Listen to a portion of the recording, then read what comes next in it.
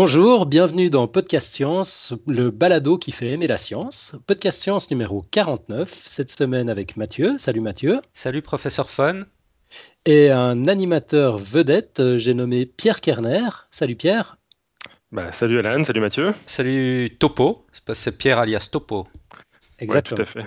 Faut que je m'y fasse à mon pseudo. Ça viendra, ça viendra. Mathieu avait posé il y a quelque temps une question à Pierre. Enfin, il y a quelque temps, c'était au moment où on t'avait reçu la première fois dans le podcast, Pierre. Et Ouais, tout à fait. voilà, tu t'étais juré d'y répondre. Donc ça va être un peu l'exercice auquel tu vas te livrer. Alors non seulement pendant cet épisode, mais pendant les deux suivants également. Quand tu fais les choses, tu les fais pas à moitié. Tu vas occuper l'antenne 3 semaines d'affilée. On va tout Ouais. enregistrer d'un coup et couper en trois la diffusion. Euh, donc voilà, je le dis déjà maintenant. En fait, les deux prochaines émissions seront des émissions enregistrées, donc il n'y aura pas beaucoup d'interactivité. On ne pourra pas tenir compte des éventuelles réactions du public, mais on en tiendra compte dès le 14 septembre. Et puis, dans l'intervalle, on va en profiter pour reprendre des petites vacances. Donc, Pierre, tu vas nous parler de quoi en somme? C'était quoi la question? Alors, la question c'était quelle est la distinction entre animal, organisme vivant, organisme unicellulaire, métazoaire, et quelles sont les lignées évolutives associées à ces organismes? Donc ça, c'était une question qui m'avait posé, que voulait me poser Mathieu lors de mon entretien avec vous, et à laquelle je n'ai pas pu apporter de réponse par manque de temps. Et je pense qu'on a tous été un petit peu frustrés de ne pas en parler. Donc C'est vrai. voilà, c'est l'occasion. Donc, Magnifique. Eh ben, au on final, t'écoute. ouais. Alors au final, moi, ce que j'ai fait, c'est intituler le projet, on va dire, parce que c'est pas juste l'émission, c'est une explication sur le long terme. Je vais vous parler de l'arbre du vivant. Mais avant tout, je vais vous parler d'une histoire de l'origine du vivant. Alors, donc, commençons d'abord par effectuer un voyage dans le temps et imaginons qu'on puisse assister à l'émergence du vivant. On ne sait pas très bien quand ni où cet événement a eu lieu, probablement il y a plus de 3,5 milliards d'années et sur la Terre. Il est aussi plus que probable que cet événement ait eu lieu dans de l'eau. Donc imaginons qu'on puisse mettre la tête sous l'eau pour observer ce qui se passait à l'époque. Qu'est-ce qu'on y trouverait avant l'émergence du vivant? Eh bien, plein de choses. Certains points d'eau ont pu, dans des conditions particulières, accumuler tout un tas de molécules de plus en plus complexes. On peut y trouver par exemple des nucléotides. Ce sont des molécules qui, mises bout à bout, forment des chaînes qu'on appelle les acides nucléiques, dont on a tous entendu parler, parce Mhm. que les acides nucléiques, c'est l'ADN, l'ARN.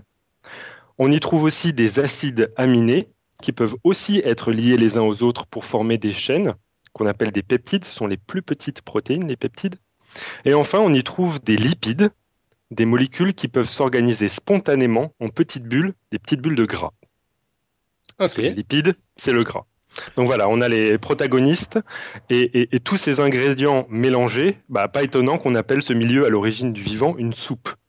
La Alors, soupe, ouais, excuse-moi, juste pour résumer, on trouve les oui. acides nucléiques, les acides aminés et les lipides. C'est ça? Alors en fait, ce qu'on trouve majoritairement, ce sont les briques qui permettent à construire les acides nucléiques, les peptides et les lipides. Ah Donc d'accord. les briques des acides nucléiques, on trouve sous forme de nucléotides. Mhm. Les nucléotides, ce sont les briques qui permettent de faire les acides nucléiques.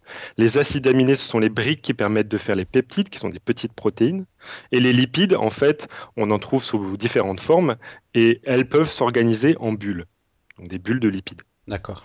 Mais Ok. l'idée, c'est que donc tout ça a été mélangé dans de l'eau et qu'on appelait ça une soupe prébiotique, pour Mhm. être précis. Donc il y a du gras, les lipides, il y a des petits bouts de protéines et même des fragments de brins d'ADN et d'ARN pour le fumer. Ce serait C'est presque appétissant. presque, ouais. Bon, c'était certainement rempli aussi de glaise, de minéraux et de choses extrêmement néfastes à notre métabolisme. Mais bon, tout ce qu'on fait, c'est cette soupe prébiotique dans laquelle a émergé le vivant, probablement. Donc c'est une bonne partie des ingrédients qui constituent les êtres vivants tels qu'on les connaît aujourd'hui. Et ces ingrédients, on les appelle des macromolécules. C'est un joli nom pour parler de molécules catégorie poids lourd. Donc là, si vous avez bien compris, si vous avez bien suivi, les macromolécules, ce sont les acides nucléiques, les peptides et les lipides. Yep. Voilà. Donc, ces macromolécules, elles font des choses assez improbables, comme interagir entre elles ou s'auto-organiser, avec l'exemple des bulles que forment spontanément les lipides dans un milieu agité. Au final, cette soupe prébiotique est le théâtre d'une chimie qui va dans toutes les directions. Donc, les lecteurs de mon blog, Saft, Strange Stuff and Funky Sims, savent que j'aime à illustrer mes articles avec une ribambelle d'images, de vidéos, etc. Et donc là, je me suis donné comme défi de chercher à illustrer ce podcast avec des sons. Et donc, pour illustrer la chimie prébiotique, voici le son que j'ai choisi.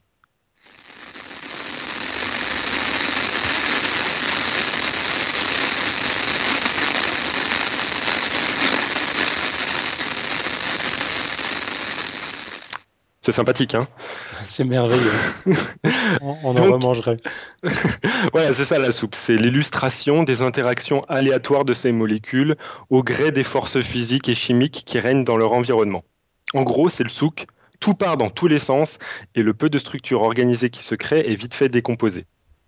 En plus, pour que des acides nucléiques et des protéines s'auto-assemblent à partir de nucléotides et acides aminés, il faut que les briques élémentaires qui les composent, donc je répète, nucléotides et acides aminés, soient toujours disponibles dans la proximité de l'assemblage, parce que pour l'instant, c'est comme si un constructeur devait faire l'aller-retour entre l'usine à briques et son chantier pour bâtir sa maison. À chaque fois, il prend une brique à l'usine et il revient à sa maison pour la mettre, et il fait l'aller-retour comme ça, c'est absolument pas pratique.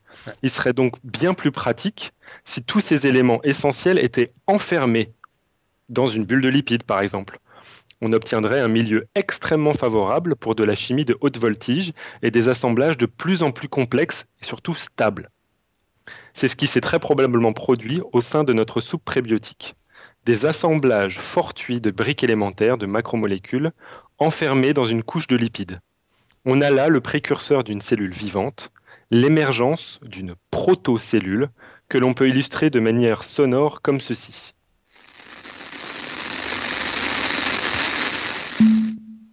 Vous avez entendu le son à la fin ? Ouais, le dong, c'était la protocellule qui se présentait. Ça, c'était une protocellule. De toutes ces interactions totalement aléatoires, il y a quelque chose qui a une structure nouvelle, quelque chose d'improbable qui est arrivé sur la Terre. L'émergence d'une protocellule. Donc maintenant qu'on a été témoin de l'émergence de ces protocellules, on peut se demander ce qu'elles font. Eh bien, comme ces bulles de lipides sont un peu perméables, elles peuvent capter de l'environnement externe les briques élémentaires qui passent près d'elles. Si elles croisent des nucléotides et des acides aminés, hop, ils se faufilent à travers les lipides et se retrouvent assemblés dans de grosses chaînes d'ADN ou de protéines qui sont trop volumineuses pour ressortir. Vous voyez un petit peu le mouvement, c'est-à-dire on capte des nucléotides, on capte des acides aminés, mais après, comme ça, elles s'auto-assemblent en des structures un petit peu plus complexes, elles ne peuvent plus ressortir de la protocellule. Et si elles croisent des lipides, même chose, hop, à la surface, pour une bulle de plus en plus grande. Au final, ce que font ces protocellules, c'est s'offrir un gueuleton.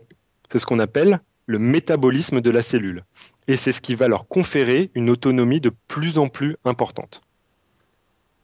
Et puis, quand à un certain moment, ces protocellules se sont bien gavées, sont devenues bien grasses et grosses, il est fort probable que les bulles se soient fragmentées, se séparant en deux bulles portant chacune une partie du butin accumulé.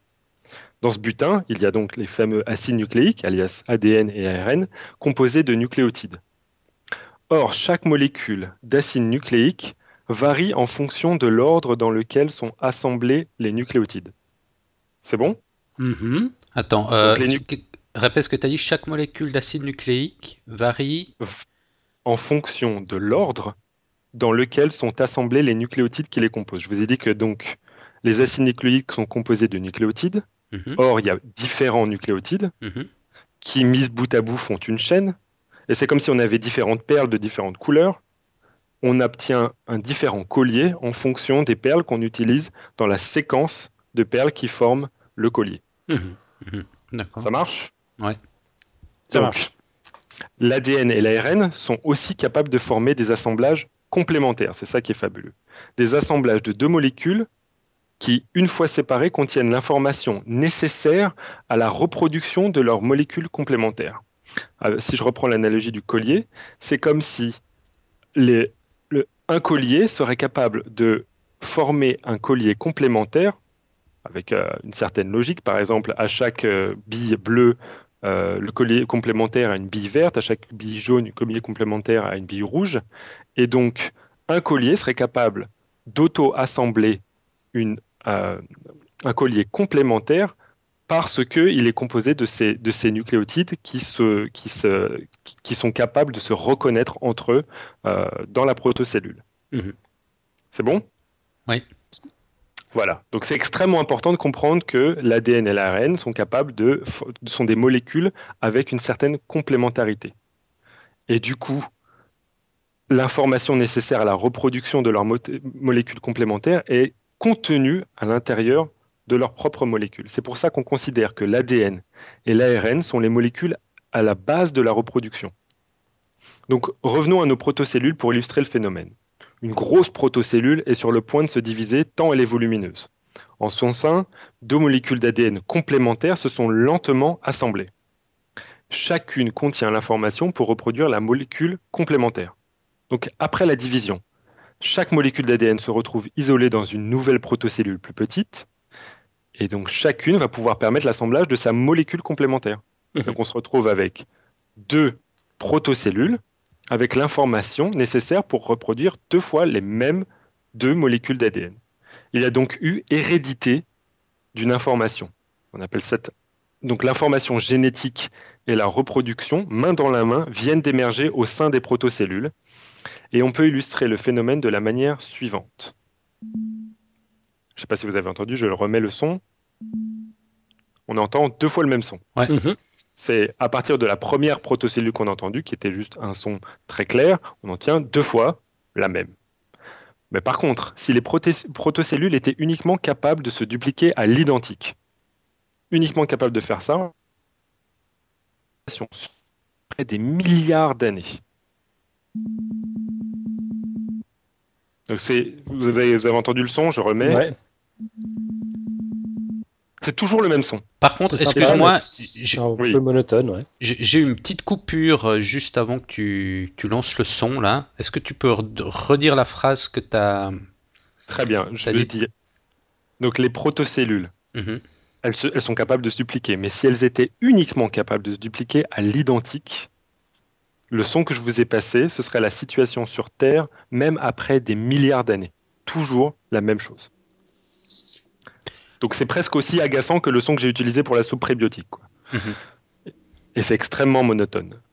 Heureusement pour nous, chaque processus de réplication n'est pas 100% fidèle. Et donc les divisions ne sont pas parfaitement symétriques. Et des erreurs peuvent se glisser lors de la construction des molécules d'ADN complémentaires. Là, c'est comme si, à partir d'un collier avec une certaine séquence de perles, j'obtenais un collier presque identique, mais à un moment, c'est glissé une erreur, une perle rouge à la place d'une perle jaune, et ce qui fait qu'il y a de la variation. En d'autres termes, les cellules qui se répliquent créent inévitablement des variants. Quoi qu'il arrive, c'est toujours comme ça. Il n'y a jamais de réplication 100% fidèle. Eh bien ça, oui. Non, termine, après je poserai une question. Oh non, vas-y, pose une question maintenant, tout de suite.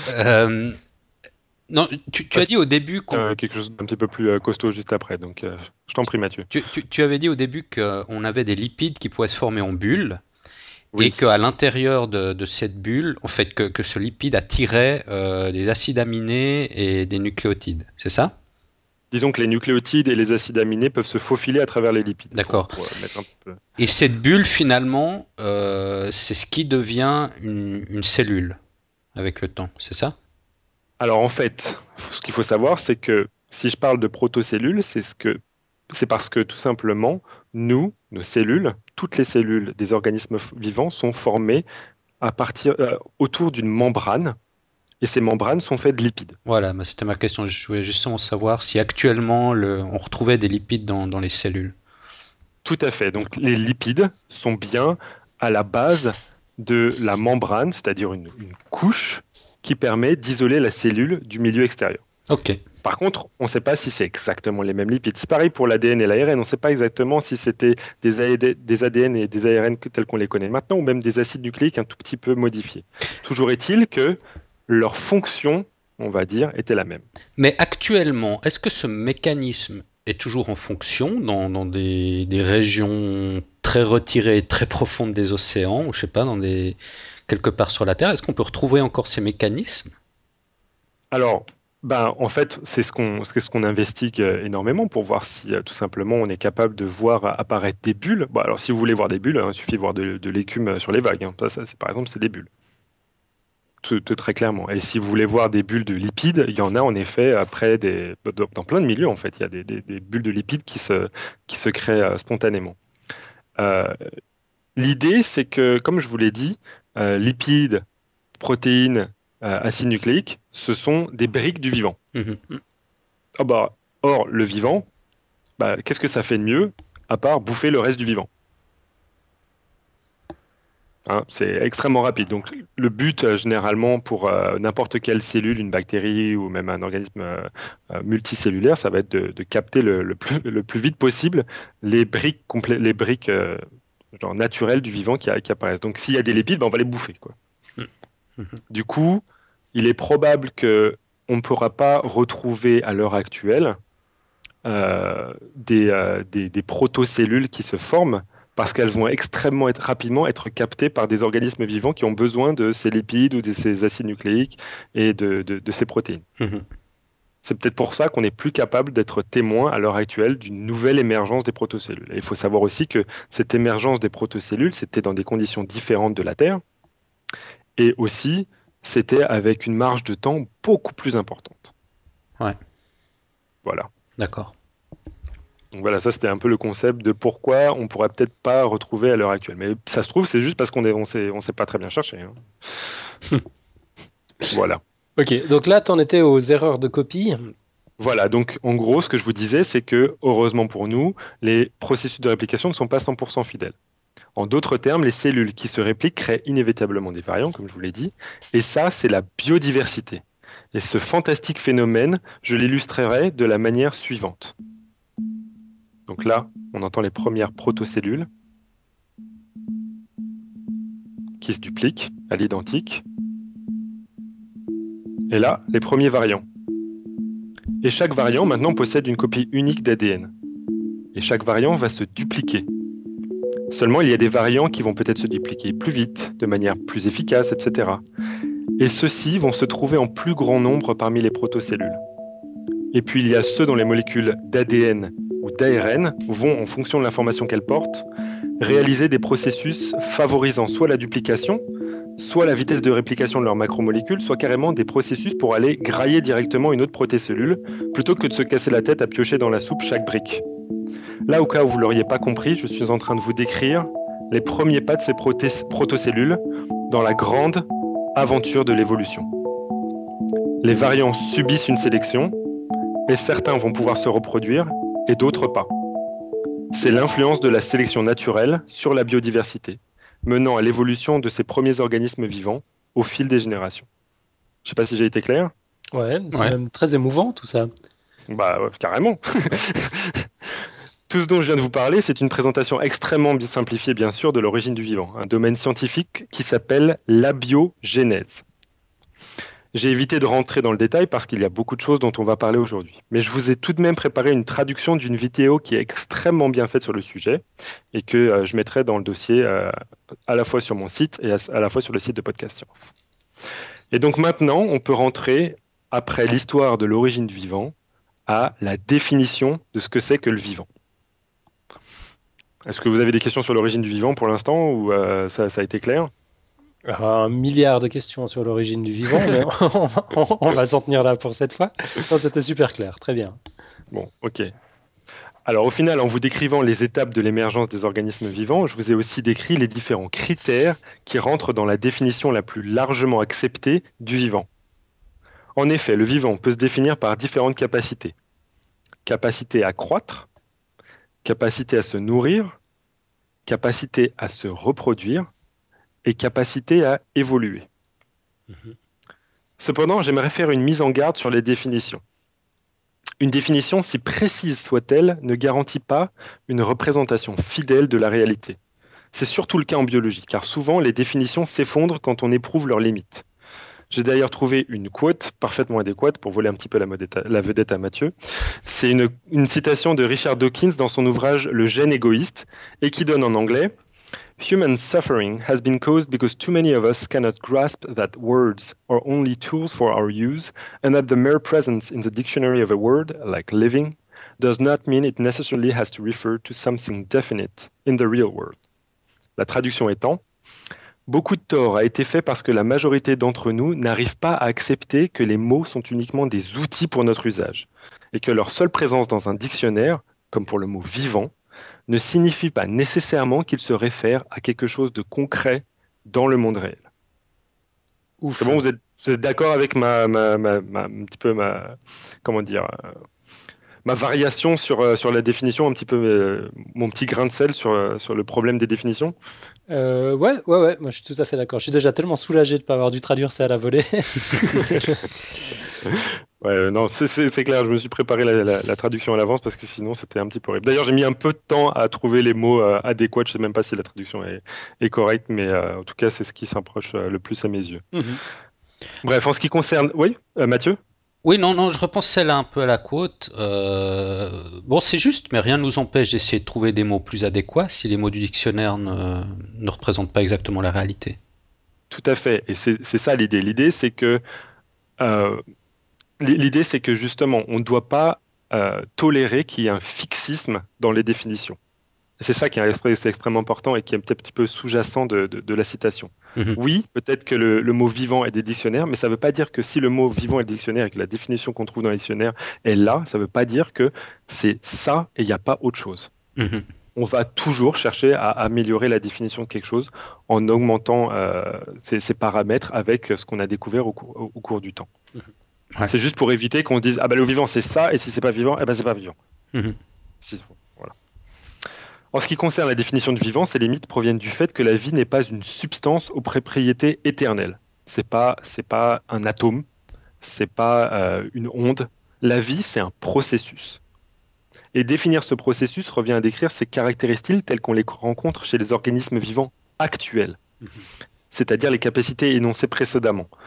Au cours du processus de la vie, on peut observer des phénomènes de croissance, d'ingestion, de réplication et d'évolution. Mais pour chacune de ces caractéristiques, on va vite rencontrer des exceptions problématiques, comme le cas des hybrides stériles, par exemple. Prenez un mulet. Est-ce que sous prétexte qu'il n'est pas capable de se reproduire, on devrait l'exclure du vivant? Ouais. Le pauvre mulet. Et bon, on pourrait me faire la réflexion, genre, ah oui, mais un mulet, c'est fait de cellules, et ces cellules, elles se divisent bien. Oui, mais je peux vous garantir que dans l'immensité du vivant, vous pouvez trouver une cellule qui, une fois qu'elle a émergé, qu'elle a été issue d'une cellule parente, ne puisse plus être capable de se dupliquer. Est-ce qu'on l'exclut du vivant, sous prétexte qu'elle a une anomalie?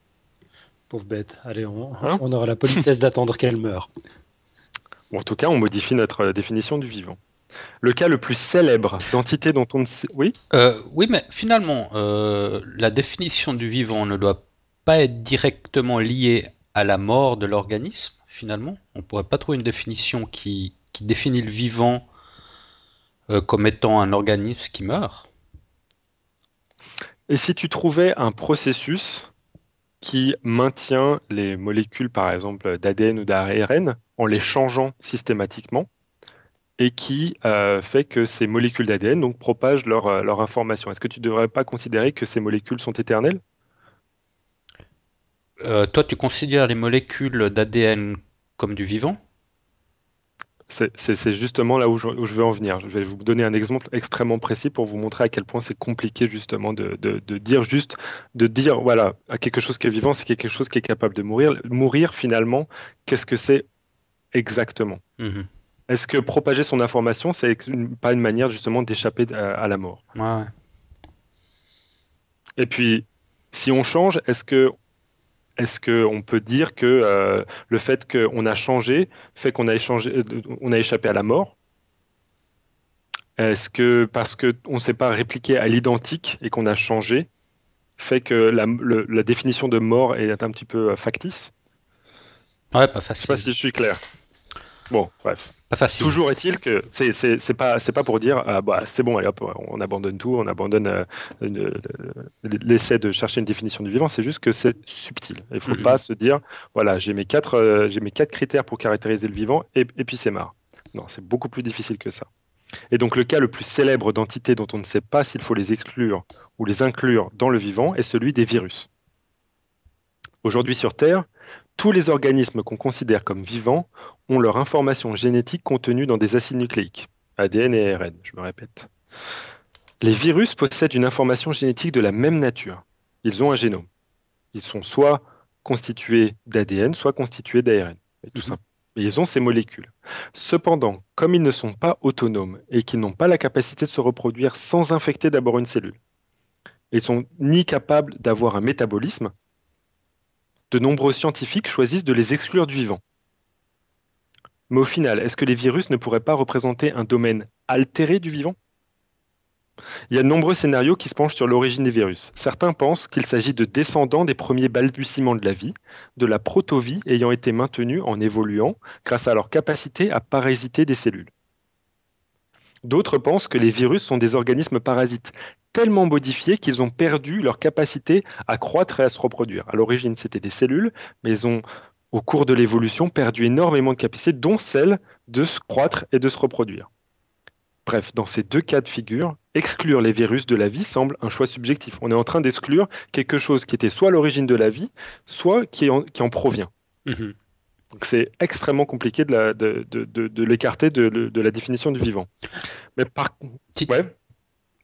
oui, tu as dit que les virus avaient un génome, mais ils ne sont pas constitués de cellules, c'est ça ? En tout cas, ils ne sont pas constitués de cellules qui sont capables de croître et d'avoir un métabolisme. Il y a certains virus qui ont une paroi membranaire constituée de lipides, mais qui leur servent uniquement à s'introduire à l'intérieur d'autres cellules. Parce que le génome, habituellement, il se trouve dans le noyau de la cellule ? Non, c'est uniquement dans une partie du vivant qu'on trouve le génome à l'intérieur d'un noyau. Ah, d'accord. On en parlera bien plus tard, mais les bactéries, pour faire un petit spoiler, n'ont pas de noyau et leur génome flotte, c'est-à-dire leur chromosome, leur molécule d'ADN qui contient toutes leurs informations génétiques, flotte à l'intérieur de la cellule comme ça. Ok, donc un organisme peut avoir un génome sans pour autant avoir un noyau ou une cellule associée. Non, alors un organisme, c'est toujours une cellule. On en parlera plus tard. En tout cas, on va partir de cette définition. Alors, un vivant, on va dire. Voilà, un organisme vivant, tu peux dire, a toujours un génome. Par contre, il n'est pas nécessaire d'avoir un noyau pour pouvoir faire partie du vivant. Les bactéries n'ont pas de noyau et pourtant sont vivantes. D'accord. Bref, donc je vous disais, exclure les virus de la vie semble un choix subjectif et on pourrait un tout petit peu altérer la définition pour enlever la capacité à croître et la capacité à se dupliquer. Mais si on fait ça, si on relâche la définition, on se trouve à inclure au sein du vivant des substances incongrues. C'est par exemple le cas des cristaux de silice dans une solution. Ceux-ci sont capables de s'organiser spontanément et donc de croître, de se répliquer une fois brisés, et leur structure peut également contenir des variations héréditaires. La seule chose dont n'est pas capable un cristal, c'est une forme d'autonomie grâce à un métabolisme. Elles sont même capables de se reproduire par rapport au virus. Donc ça veut dire qu'elles ont une caractéristique de plus par rapport au virus.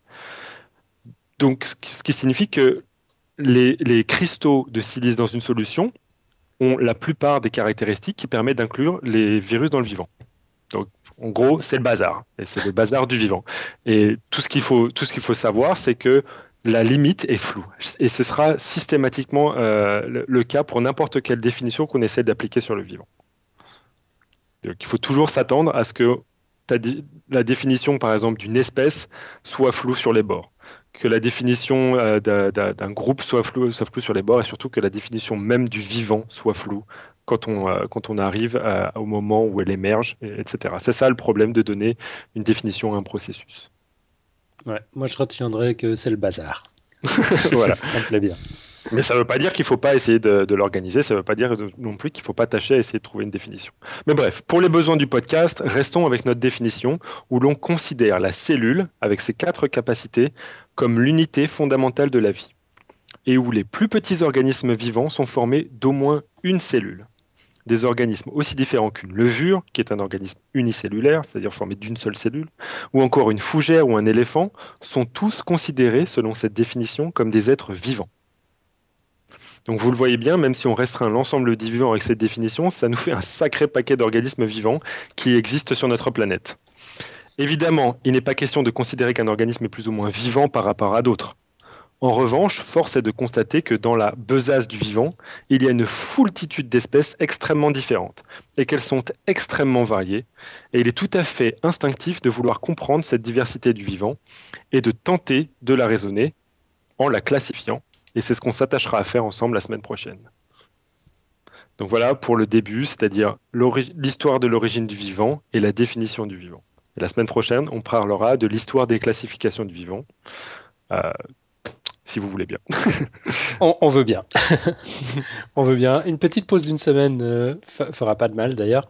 Peut-être juste pour que nos auditeurs sachent un peu dans quelle direction on va. Donc tu as dit aujourd'hui, tu as parlé de l'histoire du vivant, de la définition du vivant. La semaine prochaine, tu vas nous parler, comme tu as dit, de la classification.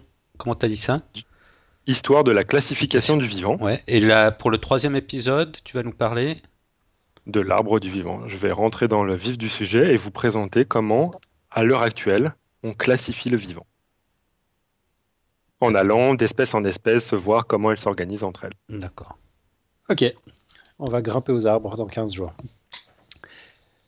Mathieu, tu voulais nous changer les idées après cette introduction au sujet du vivant.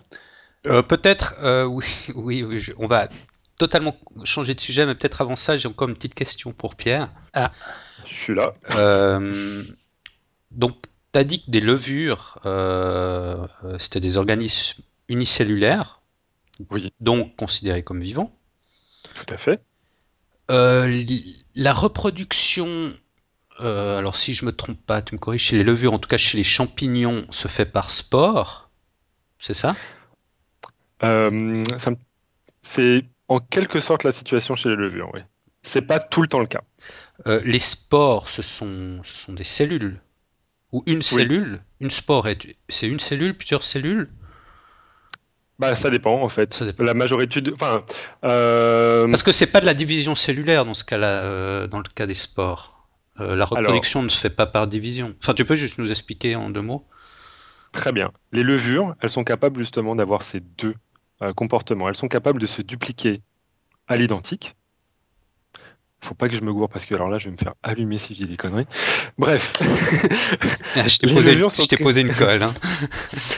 C'est pas une colle, c'est ça qui est le plus tragique. C'est quelque chose que j'ai appris et qu'on m'a rabâché toute ma vie. Mais comme ça fait très longtemps que j'ai pas travaillé sur les levures, je peux peut-être dire des âneries. Toujours est-il que les levures sont capables, à mon avis, de se dupliquer à l'identique comme le font les bactéries, qui se dupliquent à l'identique, avec bien entendu des petites erreurs qui peuvent se glisser. Donc on dit qu'elles sont capables d'une reproduction asexuée. D'accord? Mais les levures sont également capables d'avoir une reproduction sexuée, c'est-à-dire de produire bel et bien des spores, et les spores, en se rencontrant les uns avec les autres, peuvent créer un nouvel organisme, un petit coquin. Une nouvelle levure, mais avec quelque chose de totalement différent. C'est-à-dire que, en gros, une levure, si elle se duplique à l'identique, il y a extrêmement peu de variations qu'ils peuvent avoir. D'accord. C'est uniquement des erreurs qui se glissent pendant le processus de la duplication. Ouais. Par contre, si une levure rencontre une autre levure, et que bon, elles se frottent, voilà, elles sont en discothèque, elles se plaisent. Elles se disent des choses dans le noir. Exactement. Elles peuvent créer toutes les deux des spores qui contiennent uniquement la moitié de leur patrimoine génétique. Et ces spores peuvent fusionner entre elles et donc mélanger l'information du patrimoine génétique d'une levure et l'information génétique de l'autre levure. On peut l'appeler la papa et la maman si vous voulez. Mais bref, c'est une reproduction différente que la reproduction asexuée, on parle de reproduction sexuée. Et là, ça permet un beaucoup plus grand mélange du patrimoine génétique. Il y a beaucoup plus de variations qui apparaissent d'un coup. D'accord. Voilà. Très bien. Et donc, ces spores, comme je l'ai dit, ce sont des cellules. mais elles contiennent uniquement la moitié du patrimoine génétique de la cellule dont elle a l'origine. Ok, c'est clair. Voilà. Alors, je vais enchaîner sur un autre sujet qui n'a absolument rien à voir, mais j'ai regardé durant cet été une série, je crois que c'est 3 ou 4 vidéos de Étienne Klein, ou Étienne Klein, je ne sais pas tellement comment on prononce son nom, Klein. Ouais. Donc, c'est un physicien français, un divulgateur assez connu. Et il avait fait une conférence sur le temps, il parlait du temps. Et il a dit un truc qui m'a marqué. Parce qu'il parlait de Dirac, donc un physicien du XXe siècle. Atteint de prosopagnosie. Voilà, ouais, tu en avais parlé la semaine passée d'ailleurs. Et Dirac, il est connu parce qu'il a réussi à faire émerger à partir de ces équations, donc au niveau purement théorique, il a réussi à faire apparaître ce qu'on appelle l'antimatière. Donc, petit rappel, l'antimatière est constituée de particules comme la matière qu'on connaît, mais avec des charges opposées. Donc, l'électron dans la matière qu'on connaît est de signe négatif. Dans l'antimatière, l'électron est de signe positif, mais il a la même masse. Et la même chose pour le proton. Le proton est positif dans la matière et l'antimatière, le proton est négatif. Donc, Dirac, il a posé des équations et ces équations ont montré qu'il devait exister de l'antimatière. Mais on ne l'avait jamais observé encore. Et quelques années plus tard, on a réussi à observer de l'antimatière. Et d'ailleurs, on a déjà réussi à fabriquer des anti-atomes d'hydrogène. Donc l'antimatière est quelque chose qu'on a pu observer, qui existe. Mais ce qui est intéressant là-dedans, c'est que Dirac, dans ses équations, il a intégré ce qu'on appelle le principe de causalité. Pour pouvoir faire émerger l'antimatière de ces équations, il a dû intégrer ce qu'on appelle le principe de causalité. Alors le principe de causalité en physique, c'est un principe assez logique qui dit que finalement, lorsqu'un événement a lieu, cet événement obligatoirement a lieu après la cause qu'il a générée. D'accord ? Et le principe de causalité en physique est un principe qui finalement interdit les voyages dans le temps. Parce que, évidemment, si un événement a lieu après sa cause, si toi, professeur Fon, tu remontes dans le temps et tu tues ton père, eh ben là, le principe de causalité, il est violé. D'accord ? Parce que ton père est à l'origine de ton existence. Et donc, voilà, ça génère tout plein de paradoxes. Donc, le principe de causalité, par définition, interdit les voyages dans le temps. Donc, vu que Dirac, dans ses équations sur l'antimatière, a intégré le principe de causalité et qu'on a effectivement découvert cette antimatière, ça voudrait dire que l'antimatière interdit les voyages dans le temps. Je trouve ça merveilleux qu'un truc comme l'antimatière, qui n'a rien à voir avec les voyages dans le temps, finalement interdit les voyages dans le temps à cause de ce principe de causalité qui est intégré dans les équations de Dirac. Donc voilà, je voulais juste dire ça, je trouvais ça... c'est classe. Ça m'a assez plu comme raisonnement. Ouais, moi ça me plaît pas du tout. Alors attention, c'est pareil, je pense, c'est toujours par rapport à la définition de voyage dans le temps. Si le voyage dans le temps c'est quelque chose où on interagit, bien sûr, c'est interdit. Mais si le voyage dans le temps c'est juste faire le touriste et n'interagir avec rien, pourquoi pas ? Pourquoi pas ? Mais d'ailleurs, c'est intéressant parce que Étienne Klein, il explique que finalement c'est très difficile à définir ce que c'est le temps. Ah ouais. On ne sait pas ce que c'est le temps. Donc parler de voyage dans le temps, parler de voyage dans quelque chose qu'on ne maîtrise pas du tout, c'est aussi un peu une manière aventureuse de parler de certaines choses. Parce que lui, il dit par exemple, Étienne Klein, que le temps, si on regarde la définition du dictionnaire, dans le dictionnaire du temps, ou les différentes définitions qu'on peut nous donner, chaque définition, dans la définition, on fait référence au temps lui-même. C'est-à-dire, la définition du temps fait référence au temps. Donc, c'est pas une vraie définition. Ouais. Par exemple, on peut dire le temps, c'est une succession d'événements qui passent. Mais dans le mot succession et dans le mot passé, il y a déjà une notion de temps. Il y a déjà une notion temporelle. Il y a déjà une notion temporelle. Donc, c'est très difficile de définir le temps. Donc, finalement, on ne sait pas très bien ce que c'est le temps. Donc, forcément, parler de voyage dans le temps, c'est aussi quelque chose qui est peut-être un peu prématuré. Il faudrait peut-être d'abord savoir ce que c'est le temps avant de pouvoir parler de voyage dans le temps. Eh ben. Donc voilà, Bon. je voulais juste dire ça.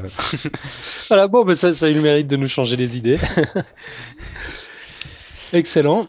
Et puis, bah, tu nous as préparé une quote, Mathieu. Oui, ouais, c'est peut-être pas vraiment une quote.